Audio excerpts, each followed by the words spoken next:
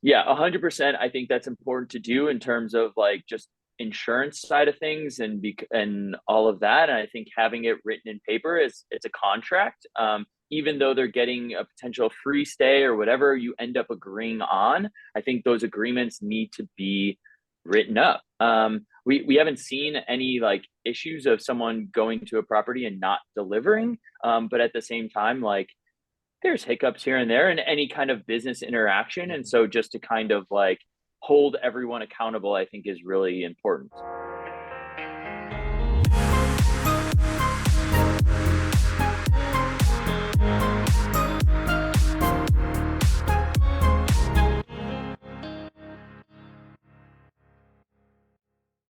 Welcome to the Real Estate Law Podcast. Thanks for joining us for another excellent discussion. Today, we're not just talking about travel and talking about short-term rentals and travel influencers. We're going to one of the main sources in this space who runs a really interesting business, Rory, that I'd actually never heard about until just about a month ago. And a lot of folks in my space, well-documented short-term rental people, I don't think that we have as much familiarity with this platform as I'd like everyone to have. So I really want to dig into this discussion. As I mentioned off camera, I'm actively talking to somebody via this platform. Literally, as we speak, I paused that communication to have this podcast, which has been recorded. Rory, I know you're such a great travel influencer. I see all of your social media posts of you, traveling the globe, dancing around, making really awesome videos. No, I do the one picture when I'm heading out on vacation, and that's about it. So that I'm hardly a travel influencer, but Yeah. I'm interested in this conversation because I feel like we're going to take a peek at some of the secrets of how it actually works in the travel space. Yeah, and for this discussion, you're going to bring down the average for the people that are on the road making great content, and our guest is going to bring it way up. This is Jordan Kahana. He is the founder of Stayamo, which is an awesome platform that literally I never knew about, but this is a great way to get some people to visit vacation homes and build their own story around them. And I'll let you discuss exactly what it is. But Jordan, welcome to the Real Estate Law Podcast. Thank you so much for having me. I'm excited to be here and educate you more about the space and who we are and what we're trying to accomplish and give you guys some insights on best practices and all of that good stuff from what we've been doing and what we've learned over the last 5 years of being in business. So Jordan, do you actually have a home, or are you just always on the road?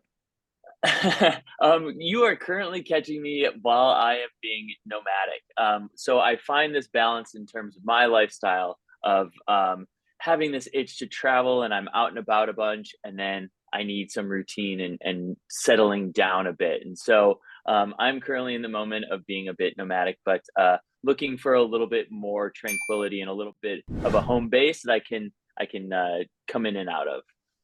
I love the way that you position that, being a little bit more nomadic. Rory, I've never heard it said that way. Right. And well, actually, before we get onto it, I think a lot of people who listen to our podcast are interested in kind of time freedom and things that go with being an entrepreneur and having investments in real estate. Do you have any tips for people on best practices to work remotely or on the road? Uh, my two dogs are going off right now. Hey. That's awesome. I love that. You know what? Let's just keep rolling because this Okay. is live. No, this is not live, but this is like this is our life. This is like what we've been living the past couple of years. And one thing, I actually was at a meetup last week speaking about short-term rentals up in New Hampshire. And I showed a picture of us and our daughter. I showed people my business card. I keep my daughter's picture with mine on my business card because I think one thing that has happened in life with the pandemic and everyone working either remotely or hybrid or whatever is it gives us a glimpse into the world that the employee is living in that's not in the office, whether it's a cat that crawls across the screen or a dog in the background or a child that needs to get held during a conference call. That has certainly happened to me back when our daughter was a lot younger. And I think that people appreciate that level of humanity with people. So, your dogs in the background, Jordan, really just help us define the life that you're living.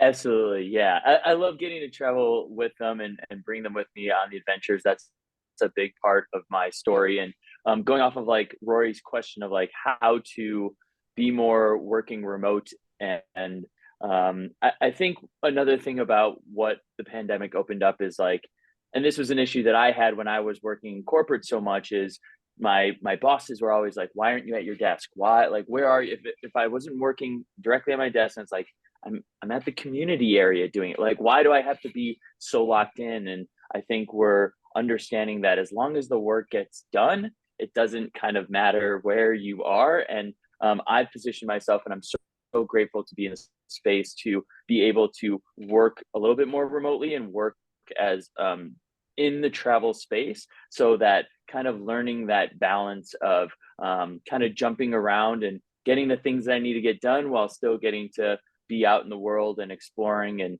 and all of that has been a true blessing. I'm really grateful. And like I said, the one joke that I do say is that I'm not really good at vacationing, because usually when I'm working and have the most intense production schedule and all of that is when I'm traveling. So when I have just like a vacation, my brain doesn't know how to turn off in that space. So besides Stayamo, which we'll talk about in just a second, like how do you bring in money for yourself? Like, is it sponsorships through your Instagram and TikTok account and everything, or are you actually working for another company too? Yeah, so I've been full-time freelance content creator for 7 years. I had worked in the digital space on the corporate side. I ran social media for ESPN, NFL, Pepsi, prior to finally taking the leap and doing this on my own. And so once again, very fortunate. I was like ramping myself up to leave corporate, and I was documenting my travels and storytelling. And I was on this road trip to the Grand Canyon and came across two abandoned puppies in the middle of the desert. And I was filming everything, so I have it on video. And because I was storytelling, that video went really viral. And so that's why I do all this traveling with my dogs and all of that, and I'm in that space and have been just kind of riding that wave for a bit, and then learning in the space as much as I can on top of Stay Amo. Rory, I think I've been mischaracterizing people that we see online that kind of make a living doing that. I've been saying influencer, but really full-time content creator is, a little bit more well-rounded of a title, I think. And I think it has a little bit more esteem because, there's not a stigma with influencers, but, I'm sure you've seen influencers in the wild on Instagram. Have you seen that Instagram account? Like, if I literally saw one last week where this woman was in Asia and she took a thing of kerosene as motorcycles and mopeds were driving down. She was dancing around. She put a circle in the street and lit it on fire and started dancing. And I'm like, okay. I think we've moved over into like lack of safety with some people that are online, but I'm guessing the full-time content creation that you do is a little bit safer, and it actually dovetails into this technology company, this platform that you've put together called Stayamo. So Jordan, why don't you talk about what Stayamo is, and give us a little bit of history on why you founded that.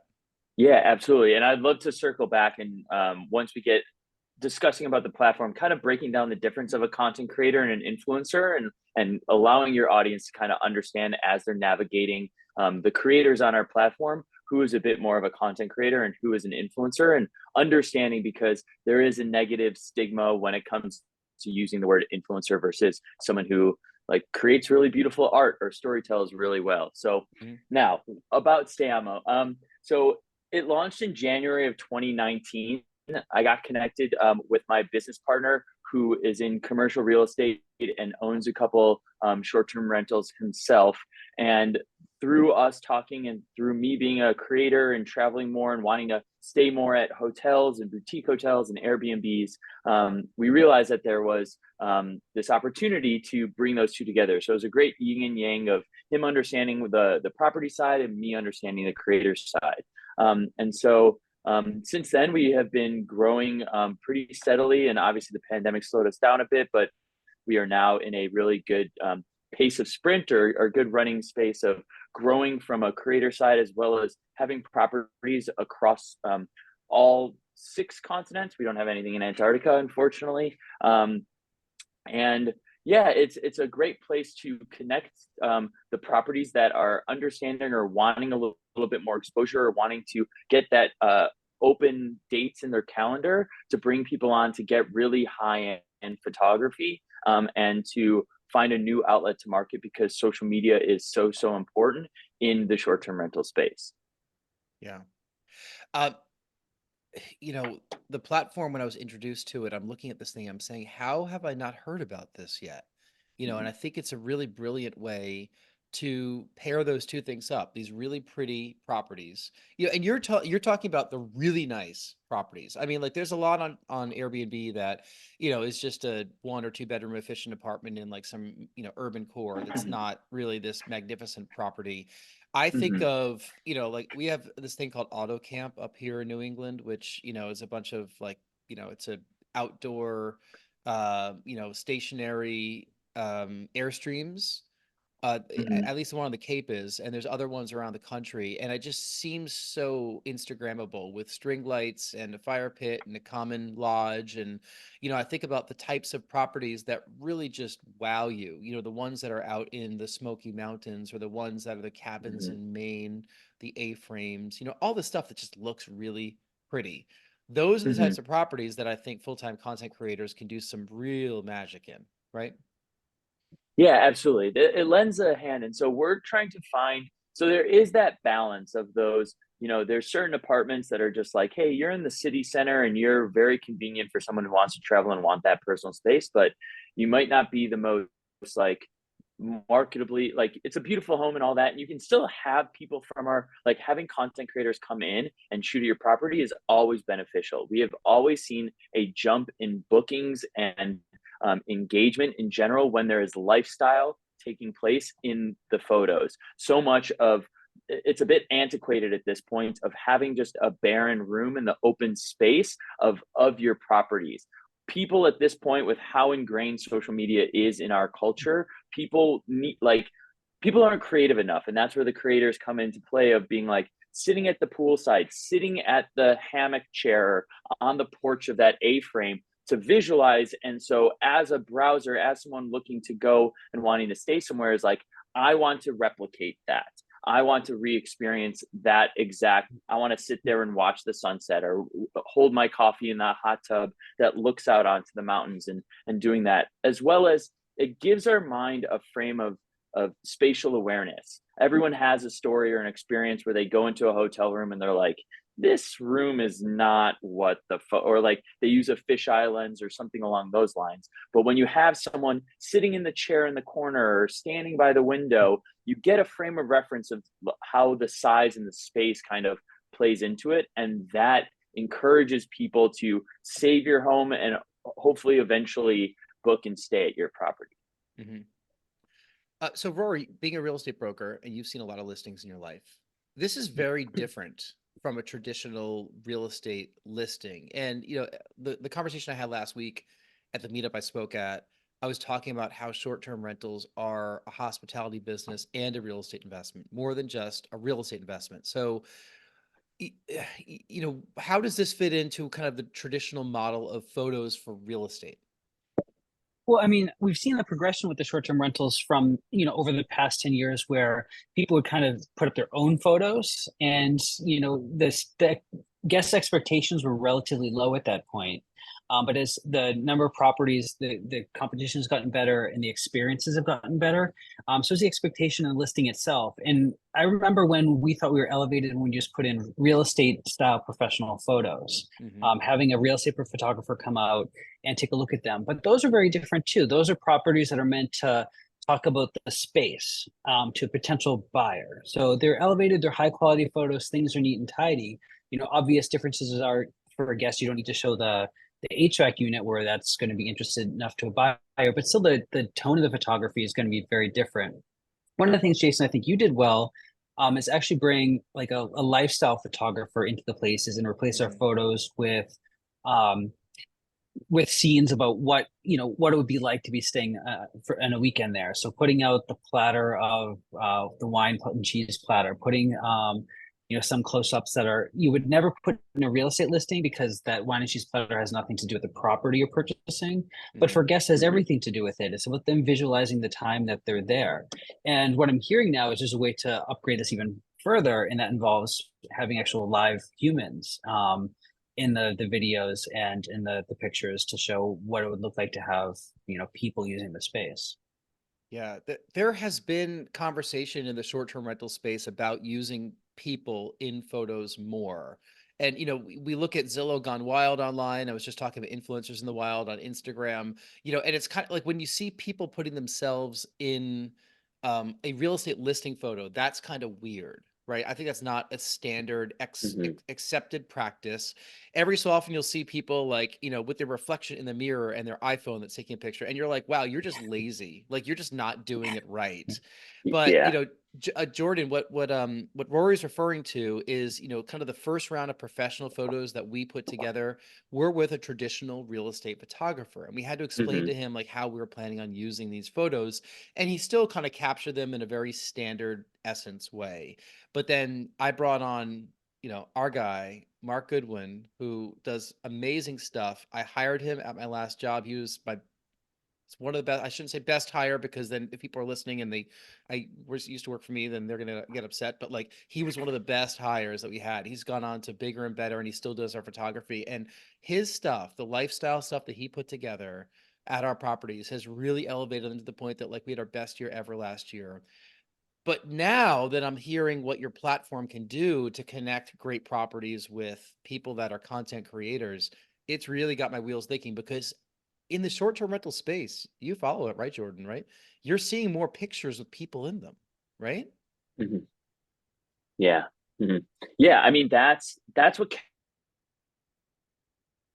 I mean, like, yes, I can understand a beautiful home and a nice shot and seeing that, and that draws my attention. But it's the bringing it, like I said, it's just being able to replicate in my mind of someone sitting next to the pool or in the jacuzzi or in the kitchen, or just kind of creating like life and enjoyment and actual activity in there, that I can visualize the space that much more, of wanting, like, seeing a friend of mine who owns a couple of short-term rentals out in Joshua Tree just did like an FPV drone outside in the backyard, because it had a pickleball court and it has like a little pool and just like something else, and so it flies through, and it's like, I want to go out there with my friends and have that and do that. Like this want to replicate is encouraging higher bookings. Is your friend Patrick out in Joshua Tree? No. All right. Yeah, there's a big I have a lot of out there. contacts in Joshua Tree, so it was a good shot to throw the dart at. It's a crazy market. I've never been to it, but like it really just took off, during the pandemic, when everyone from LA was like, oh, I could find a second house, and I could put on Airbnb, and now suddenly everyone did that, right? Yeah. Okay, so Stayamo, it's a platform. Here's my experience so far with it. Like, I signed up, it was free to sign up. We put one of our properties up there. I didn't want to invest. I mean, I probably have a handful that would do well on there, but I didn't want to invest a ton of time with the second one, and just want to test it out with the first one. Put the property up there. I'm allowed to kind of say how much I want to charge somebody, if anything, right? And you can give us some best practices there. And I put up some photos, put up a description, and then I kind of sat back, and suddenly people started favoriting my property, and a number of people have reached out to me that they want to stay there. So as an owner, tell us, like, what should we do if what kind of property does well on that platform and gets interest from content creators, and what are some best practices that we should do if we want to, kind of maximize our effort using Stayamo? Yeah, absolutely. No, those are great questions. So I think ultimately, I think the one thing that through all of these discussions that I've had with all the different properties is that all you need is like one photographic space. There was a house in the Catskills that was like pretty antiquated on the inside, but had this incredible porch, and they would highlight the porch, and you can get really great photos from the porch. And so they booked out a lot, so much so that they ended up selling the property through all of the creators that they had coming in and shooting at that one porch. And you can cheat the chimney or the fireplace and all that on the inside, that still looked really nice and cozy and warm, but like that was kind of the extent of the photos that were taken at that property. And so I think at the baseline, if you just have one area that can be a little bit presentable, that allows for really nice photos to really pop, and whatever that is, it varies with a lot of different properties. And from there, I think, especially because I'm assuming your places are in New England area and that there's 4 seasons, a good best practice is having one creator come out every quarter so that there is a change of seasons. And so you see what it looks like in the fall and in the summer and in the spring and in the winter. And so that when it is winter time that you're posting photos and marketing and adjusting, I think like on Airbnb platforms or your direct booking sites, that when it's winter time, that maybe those are in the front so people understand what they're getting. It's a little confusing to, hey, it's December 15th and I want to book at your house, but you're showing me summer photos. And it's like, yeah, that's a beautiful view with lush trees, but I need to realize that I'm not getting that. And so, but there's still ways to make a cozy home that has snow feel very inviting and entertaining and all of that. And so I think having someone out come once a quarter to keep things fresh, and if you install something new, getting a creator out there to showcase this new feature, whether it's like, even if it's just art on the wall or whatever it kind of is, or a swing set or some, obviously there are so many things that you can do in your house to attract new audiences. And I think be willing to work with the smaller creators that create really, really good photos. Those are the ones that are going to work really hard for you and give you a great return, because they aren't jaded by, having other brands send them free stuff or being like, well, actually my rate is this, through other like brands that have really big money that are like, hey, we see that you have good, like a following, here's some money. And like, it's a little different. We really try to tell our creators that this place has 365 units to sell a year. And even in certain locations, there's restrictions on that. Like New York, I know, is cracking down on that. And Palm Springs has restrictions on how many days. So even the 365 units gets kind of narrowed down even on that. So providing value, the biggest thing that you want to be looking for as a property is what you're getting in return. A Rolodex, a folder of photos and content that you can continue to repurpose is way, way more valuable than just them posting one photo for you on their page. Because once again, this was a big learning for us early on, is we had a big content creator stay at this cabin. We were super excited. He has like 2 million followers. His friends went out. They had like 50 to 100,000 followers. We're like, this is it. We are crushing it for this property. They brought in a ton of audience to that page, that cabin's page, and the page was filled with photos of their dog and like iPhone photo, low quality of the house. And so you didn't retain the audience to that property of like, whoa, that is a beautiful home. I need to save this. Because once again, as you guys know, it's a bit of a slow burn in terms of getting that booking. Is it available the dates that I want to go? How far is it from that? Where is it in location to me? Is it a drive? Do I have to fly? There are a lot of factors that come into play here, but bookings happen in the slow burn in the social media space of like, let me follow you. You guys have great photos. Like, this is a beautiful home that I'd love to stay at some point.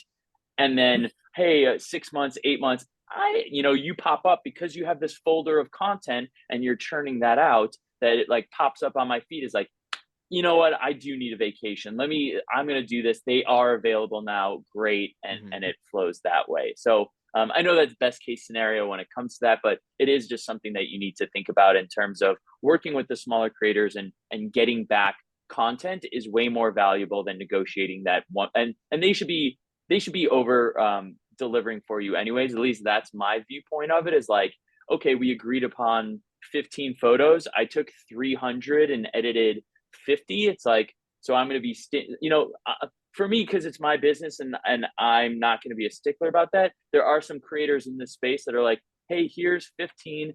Here's a folder of the other 35. If you want to take a look, I usually charge this. Here, I can give you a deal to get the rest. And we've seen that before. And properties are like, yeah, it is worth the extra $200 to now have 50 photos that I can repopulate and circulate and all that kind of stuff. Yeah, go ahead. Sorry, I'm on a run. I'm like, here. I want to give real life examples too. I like legitimately what's in my inbox on Stay Amo. I almost want to get your opinion on what. Please, yeah, let's do it. All right. So like, and I worked in the media business for a long time. I get barter. right? Like, a lot of our companies would want to do Mm-hmm. cash and barter. A lot of them just Mm-hmm. want to do barter, because half the time the other person doesn't use it. But like this could be a barter situation. Like there's an opportunity Absolutely. cost.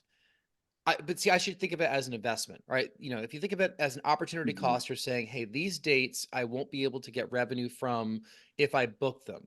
One thing to do is to try to get your unfilled dates where people can come on those unfilled dates. But so far my experience has been people seem like they want to come on the weekends. Okay. Mm-hmm. Those are the challenges, right? As an owner, because the weekends are really when we want that for our revenue to be able to pay our bills. So there's probably a little bit of figuring things out there. Like in the media space, a lot of times the barter schedule, if you're going to run it on radio or TV, that's going to run when it can get filled in, whereas you're going to sell your primetime spots in prime time. And sometimes the barter commercials might run during prime time if there's availability. So that's kind of a similar situation here where maybe a creator might come onto the platform and hit somebody that might have some availability during a prime time. And then you can kind of come to Mm-hmm. that agreement. So, the once every quarter is a really interesting thing. I've only been on the platform for our mud season up here in New Okay. England. So, Mm-hmm. like I'm eager to get people to come check out our property, but like nothing is in bloom, right? Like, we're recording this Mm-hmm. at the end of March. It's going to come out probably a few weeks later. I think it's going to come out in April or May. And hopefully by then everything's going to be in bloom. But we just had 20 inches of snow at the property that I'm thinking about having people staying at. Okay. Spring is not coming yet, right? We want spring to come so I can get some beautiful, lush photos. And Rory clearly knows this property. He's been there with me many times. It is high above the top. You get views of Lake Winnipesaukee. We call it Granite Vista. It's a great, great place, right? So I think we can get some really cool photos. I just have to time it correctly with some folks. But this creator, who I might be having stay there, actually by the time this comes out, maybe this person will have stayed there, right? You want to stay for 2 nights, 2 free nights. In return, I'll create high quality content for your property that you could use on your website and social media platforms. My deliverables include 3 TikToks, 1 Instagram reel, 1 Instagram photo, 5 to 7 Instagram stories, and 5 to 6 photos showcasing the beauty of your home, so on and so forth. So like that's like those are the specific deliverables right there, but everything is Okay. negotiable, right?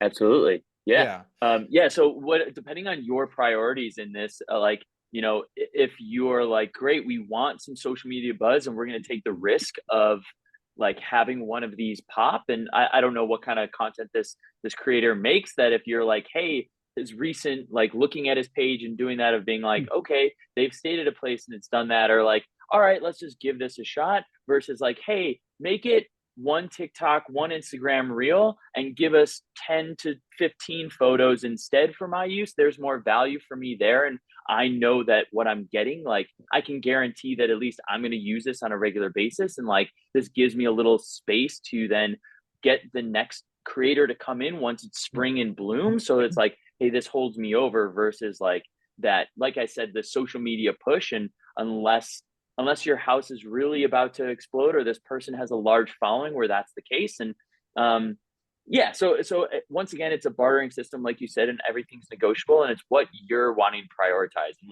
once again, like, what we've seen the most is like the deliverables to the home that they can then repurpose, that like the easy walkthrough videos and all of that kind of stuff that doesn't have a person in it, or it doesn't make it dated, that you can then tweak a little bit. Hey, this trending sound is going on. Let's throw that up again with a new sound because we have this and we've had this discussion. I will say 2 nights is probably the minimum. 3 should be the max. Like, they don't need more time than that. Usually my stays are 2 days, and if I have a good relationship and it's like, hey, that'd be great to get a third day. I do know some creators that are more on the professional side where you have to pay to get them to come there, are like, I only need 1 night, I'm in and out. And for me, I'm just like, that's just so like, that's so quick of a short turnaround. You only get 1 sunset and 1 sunrise, and like you're in and out. And they're most likely not traveling with dogs either, or doing stuff like that. Or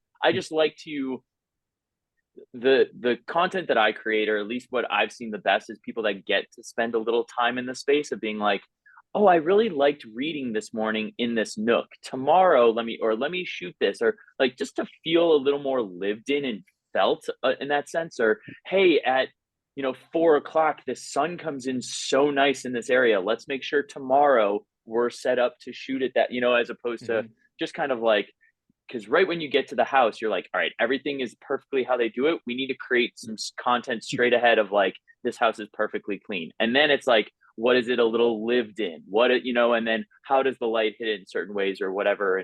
And so those are just some things to think about. But I think 2 days, 2 nights is the what we've seen to be the best. And I think also if a creator is reaching out to you, you have the leverage then in that space. And if you've never worked with them before, we've definitely seen a lot of different options to do of whether or not it's hey, if this is prime time for you and they want a weekend and you're like, man, but we really need some photos or whatever, you can be like, great, cover the cleaning fee. So that way you're at least not like in the negative, or if you've never worked with them before, or pushing back and being like, hey, I can do this, but we can do weekdays. Like this is all that I have available. We don't do weekends, kind of a line in the sand. Or if you want to, of just kind of like having them pay the down payment or the cleaning fee, and until you get your deliverables back, you then refund them if that's the discussion that you made in terms of the exchange. I think if you're reaching out to creators to come to your property, there is the likelihood that you are going to cover some sort of the expenses because they hadn't really thought to come to you. They like your house and they're like, yeah, I can do this. And so do you see the difference there in terms of the outreach? That's what we've seen as a best practice in that sense. Absolutely. It's just like, network television. I mean, if the network's going to recruit like, the content they want, then they have to pay for it. But then there's also paid programming, right? Where the client comes to the platform that has the audience saying, I'd like an hour of your time on a Saturday or something. Like, what's it going to cost?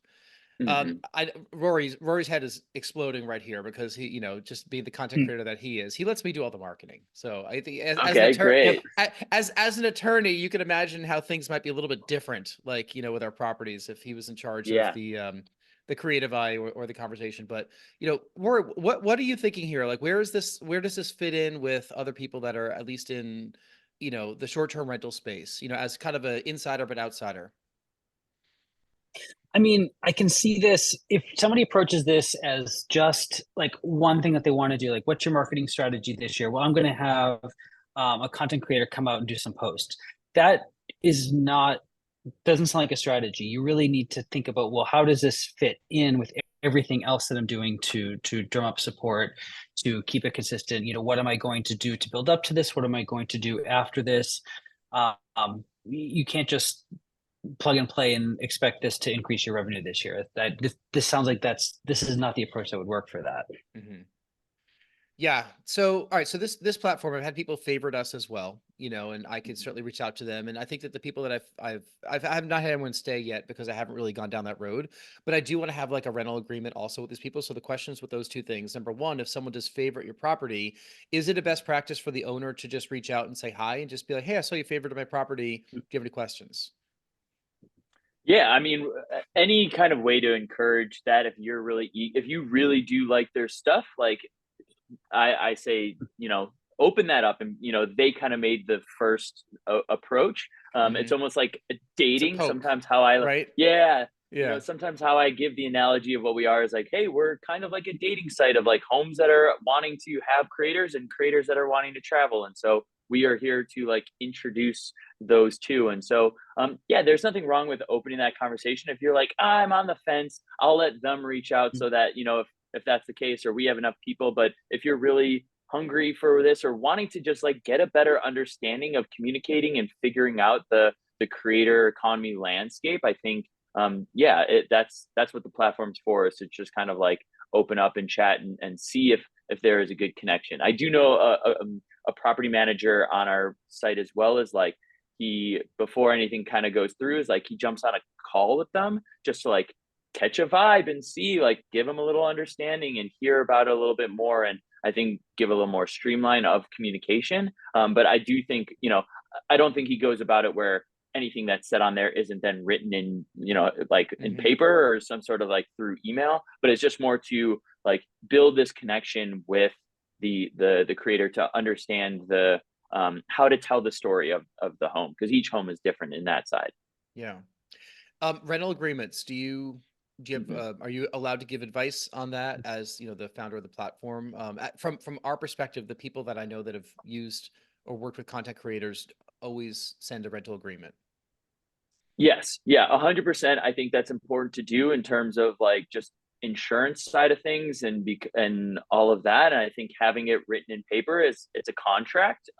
Even though they're getting a potential free stay or whatever you end up agreeing on, I think those agreements need to be written up. We haven't seen any like issues of someone going to a property and not delivering. But at the same time, like there's hiccups here and there in any kind of business interaction. And so just to kind of like hold everyone accountable, I think is really important. Yeah. Um, from the creator perspective, what is the incentive to be on the platform? Yeah, it allows for, well, it builds your portfolio. Like you said, is like you only have one property on your platform. And let's say we hit it off and I have availability and you're like, okay, great. Like, let's work with Jordan. And I go and I perform and I deliver and you love the work. You're going to email me a day late once you get it and be like, this is great. We have 3 more properties that we want you to go to. What is your availability? Awesome. Hey, all right, let's 3 properties I wasn't planning on doing.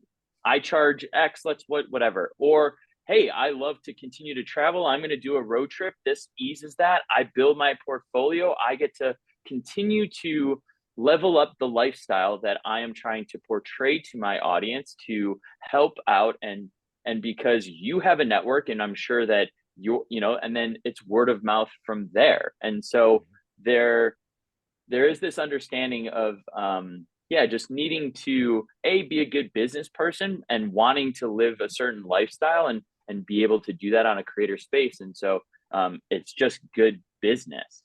And we charge the creators a small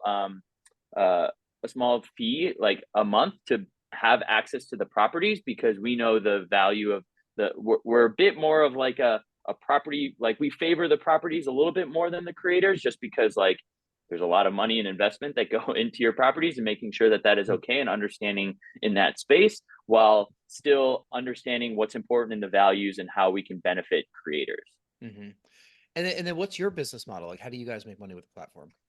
Yeah. So, like I said, there is like a premium, different like tiers for the creators to jump in on how many homes that they can reach out to per month.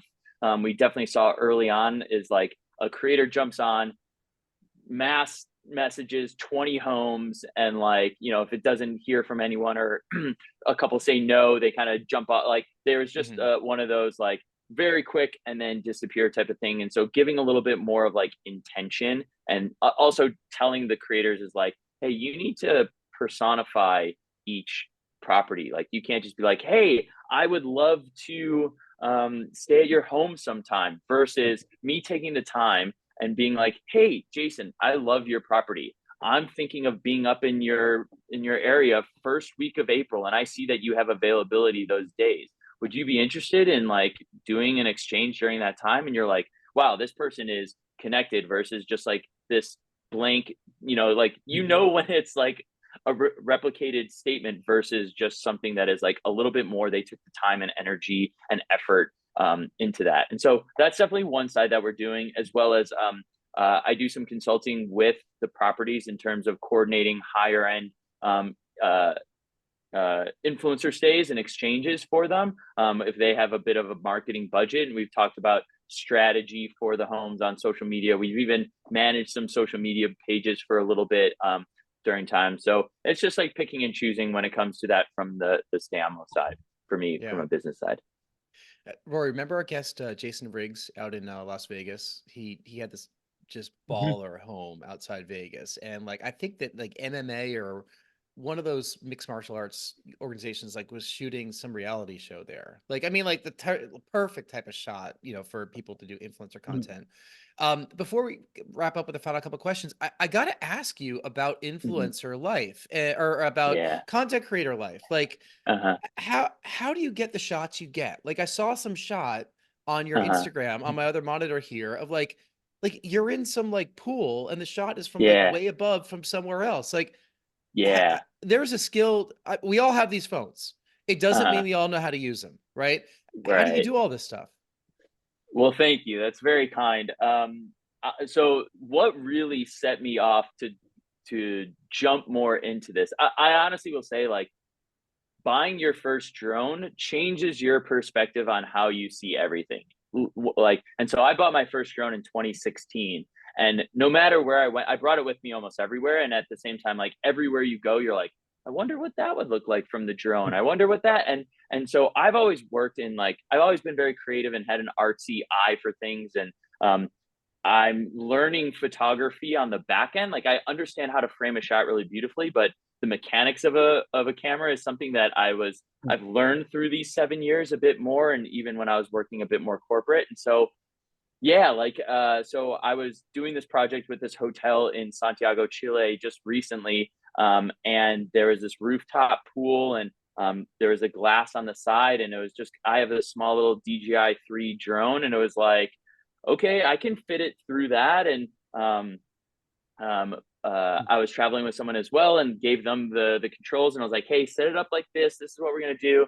And you just kind of like find it, you look for different angles. And I think that's really the difference too, in terms of creators that have been in this space, is that they see things a little differently in how the home can be presented, or how to present this in a engaging space, because they live so much on that social media of like, hey, what can I do that gives this pop, that encourages people, the way that Rory was talking earlier, when you have a photographer that works in more of like the real estate space, where it's just like, here's the home, it is beautiful, this is what you're expecting. Like, yeah, those are one side, and those are important to have, don't get me wrong, but it's just looking at it a little bit more creative, and a little bit trying to, you're just always trying to get that shot, that one shot that makes this reaction that you do. And when you get it, you feel really good about it. For the record, I would like to say that Rory crashed my first drone. And you Is that did. true? That is 100% true. I have it on video. Hey, listen, I got some incredible footage of what it looks like to be in a plane crash. So I have some amazing footage. I have amazing footage of Rory crashing the drone when I wasn't using it, picking it up and staring at it, saying, like, what have I just done? And then the next flight that I took, this is when did we get that drone? That was the old DJI, like one of the big white old ones. one, yeah. That was like 2015, 2016. We got that because our next door neighbor's boyfriend at the time was flying it off of our roof deck right in Boston, very illegally, which I also did too. Yeah. And like, I was like, what is that thing? And like, I'm like, I got to buy that thing immediately. So, that's how I got into the DJI world. And the drone we have now is a little bit less, it's not as big, obviously, because the drones right. Yeah, they've smaller. done a great job, like, slimming it down and making it less like obvious and obnoxious with how loud it was, and they were loud, still surviving the wind. But hey, if you haven't crashed a drone yet, you're not trying hard enough to get the shot. So props to you, Rory. Like, we've all crashed a drone. Trust me. I will, but this $1,000 drone, the next flight, he didn't tell me he crashed it, and then I took it up. It went up, and then it took off over a frozen lake, and then down it crashed. And I have the video of what happened there too. I mean, this is great stuff, I think, but nothing like what you've created. Like, I'm nowhere near what you have. You guys do some fantastic work.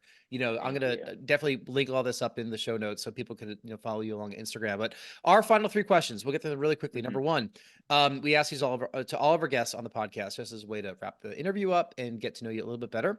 If you can get on stage for half an hour and talk about any subject in the world with 0 preparation, what would that be? Man, so like a TED talk, or like I can, Sure. I'm sorry, I kind of break it down a little bit. Man, anything that I can but no really no prep. No prep, meaning like you just because it that good, that well. Yeah, I'd probably like Back to the Future, and just kind of breaking down that movie and talking about all the different shots and favorite shots, and questioning it in terms of the logistics, and that's what I'll go with. Yeah, Back to the Future is my favorite movie, and so do you like 2 and 3, or just 1? Just the original? 2's okay. 3 I struggle with, if I'm gonna be honest. I seem to remember a weird movie trivia, which I don't know, but I think they filmed 2 and 3 at the same time, didn't they? They did, yeah. So they really tied that in. And the interesting thing is that in the movie theaters, they didn't actually have like to be continued. They added that later into once they realized that 2 and 3 were going to happen. And so I like that one just is kind of a standalone thing with that interest of maybe potentially two, but yeah, they filmed 2 and 3 next to each other, and it's kind of just the same beats over and over. Not to, as much as I love that movie and the beats with it, but yeah, I'm a little lost on the Old West if you ask me. Yeah. Well, being the Gen Xer that I am, that is a quintessential Generation X movie. I mean, that was like, right there at 1985 or somewhere around that time. It was like right in the meat of a lot of us. So great answer. All right. Thank Question you. number 2. Tell us something that happened early in your life or career that impacts the way that you're working today. Man, I'd say this more as like more of a negative, but that turned into a positive. The first few working experiences at those high level companies like ESPN, NFL, Pepsi, my direct managers were not the best, like, because social media was so new at the time. They were just like good at their job but weren't good managers. So I have just learned over time to just like rely on myself to get it done, and have this weird energy around like the feedback that I potentially can get, but understanding the importance of working with a team.